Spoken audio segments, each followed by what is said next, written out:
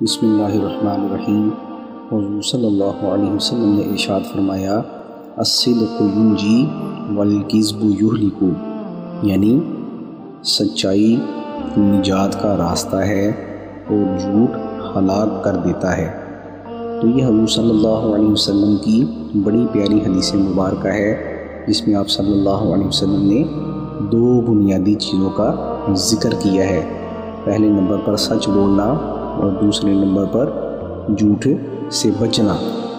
تو حضور صلی اللہ علیہ وسلم کی زندگی کا جب ہم مطالعہ کرتے ہیں تو آپ صلی اللہ علیہ وسلم نے ہمیشہ لوگوں کو سچائی کا حکم دیا، اور ہمیشہ آپ صلی اللہ علیہ وسلم نے سچ بولا اور ہمیشہ سچ کا ساتھ دیا۔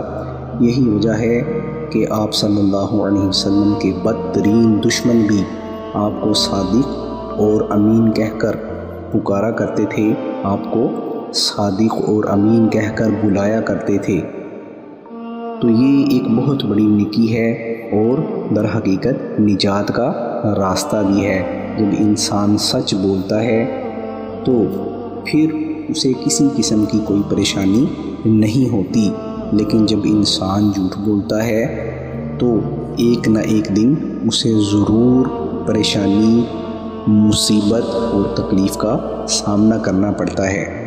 اسی طرح حضور صلی اللہ علیہ وسلم کی ایک حدیث مبارکہ ہے، جس میں حضور صلی اللہ علیہ وسلم نے منافق کی نشانیاں بیان فرمایا آیت المنافق ثلاث، یہ منافق کی 3 نشانیاں ہیں۔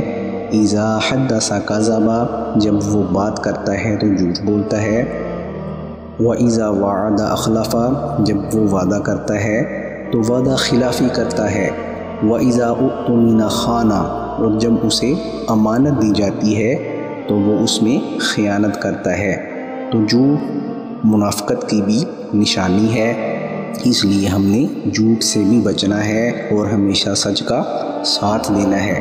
انسان سچ بولتا ہے، اسے تکلیفیں بھی آ سکتی ہیں، مصیبتیں بھی آ سکتی ہیں، لیکن وہ اللہ تعالیٰ کی بارگاہ میں سرخ روح ہو جاتا ہے اور نجات حاصل کر لیتا ہے۔